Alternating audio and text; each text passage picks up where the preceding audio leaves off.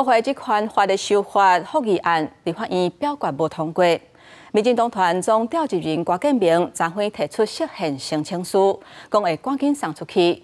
也拿国民党主席朱立伦是批评民进党敢若会晓甲人抹红。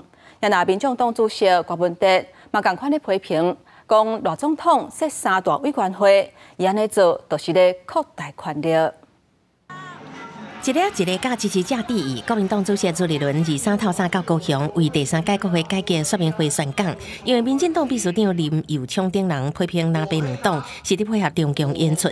朱立伦应民进党换这位讲的甲做的都无共。林佑昌不要忘了，你们这些前辈们都说，如果再讲违宪，再讲抹红，再讲所谓的配合北京，那真的是太堕落了。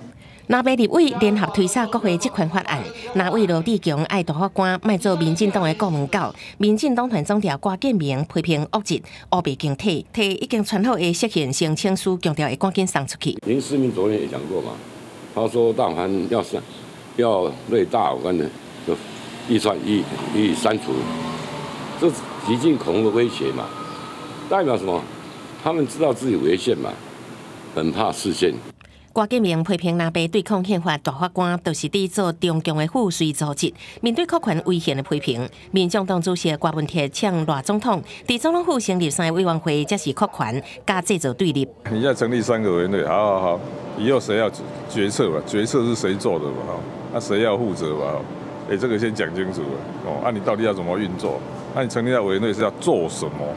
若是民团发动青鸟行动甲民代罢免日，传出国民党团按算修选罢法，提高罢免的条件来反制。